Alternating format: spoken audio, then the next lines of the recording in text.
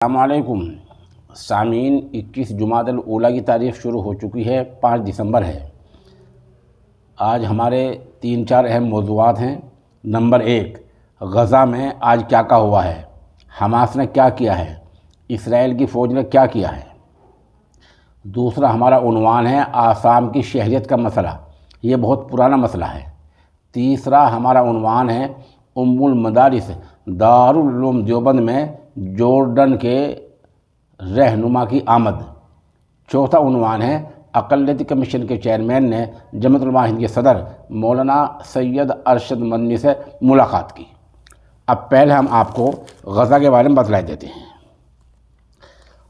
غزہ کا ایک علاقہ ہے جوہر الدیق، جہاں یہودی فوجوں کو بڑا نقصان ہوا ہے۔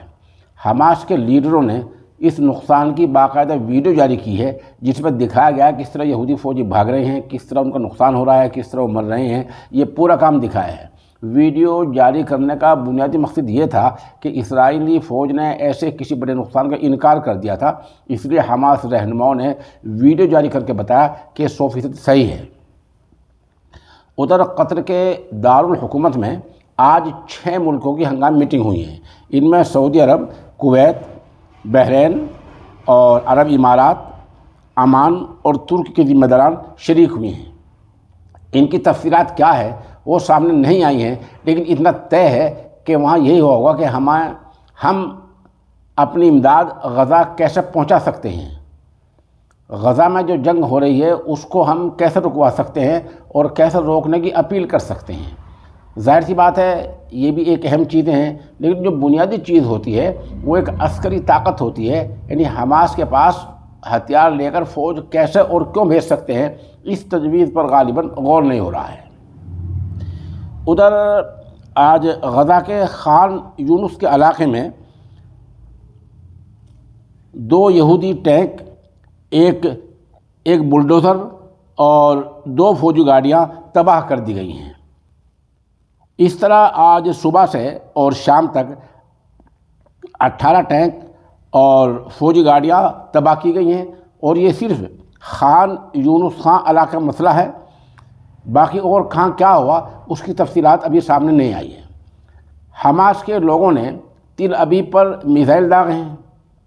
ادھر ہالینڈ کے وکیلوں نے اپنے یہاں عدالت میں ایک درخواست دائر کی ہے، ریٹ دائر کر کے کہا ہے کہ ہالینڈ کے جو لیڈر ہیں، ہالینڈ کی جو سرکار ہے، وہ اسرائیل کو جنگی جہازوں کے پرزے نہ دے، کیونکہ اسرائیل انسانیت کو کچل رہا ہے، بوڑھوں کو، بچوں کو، عورتوں کو مار رہا ہے، اس لیے جنگی جہازوں کے پرزے نہ دیے جائیں۔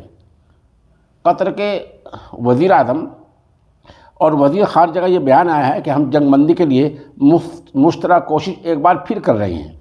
ادھر اسرائیلی میڈیا نے آج اپنے اخبارات میں تصویریں جاری کی ہیں، جن میں 137 ان یہودی قیدیوں کو دکھایا گیا ہے جو حماس کے قبضے میں ہیں۔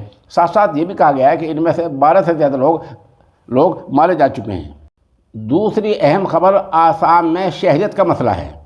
آپ کو پتہ ہے کہ آسام میں یہ مسئلہ اٹھا ہے کہ وہاں کا جو آبادی کا رجسٹر ہے اس میں کسی شخص کی شہریت کی بنیاد 1971 کو مانا جائے یا 1951 کو مانا جائے۔ 1971 کے بعد جس کے پاس ثبوت ہے ان سب کو شہری مان لیا جائے۔ آسام کی سرکار نے بھی اس وقت یہی کہا تھا، اور مرکزی سرکار کا اسٹینڈ بھی یہی ہے سپریم کورٹ میں، لیکن وہاں کی ایک شرپسند تنظیم نے سپریم کورٹ میں ریٹ ڈالی اور کہا کہ نہیں، 1951 سے یہ شہریت کی بنیاد ہونی چاہیے۔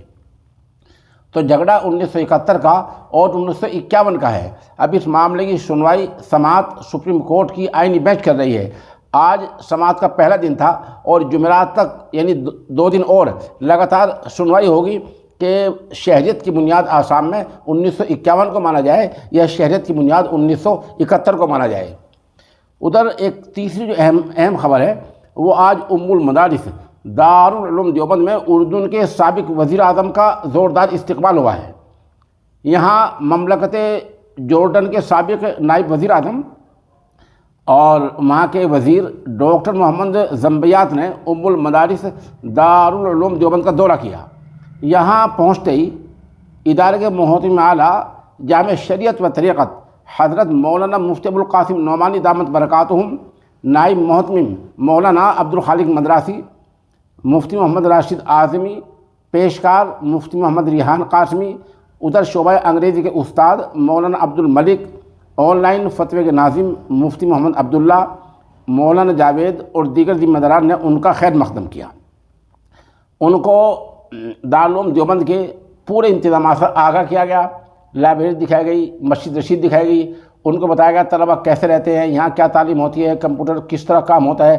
یہ جیسا کہ آپ تصویروں میں دیکھ رہے ہیں، معزز مہمان کی آمد پر استقبال کیا گیا اور ان کو دارالعلوم کی زندگی سے، دارالعلوم کی تاریخ سے، اور ان کو دارالعلوم کے جو وہاں کچھ ہو رہا ہے، جو دارالعلوم میں پڑھایا جاتا ہے، ان سب سے آگاہ کیا گیا۔ اس موقع پر اردن کے اس لیڈر نے کہا کہ یہاں آ کر مجھے خوشی ہوئی ہے کیونکہ دارالعلوم کا فیض پوری دنیا میں پہنچ رہا ہے۔ ادھر جو چوتھی خبر ہے وہ ایک دن پہلی ہے، یہ ہم نے جو اب تک کی خبر سنائی ہیں یہ سب تازہ خبریں ہیں۔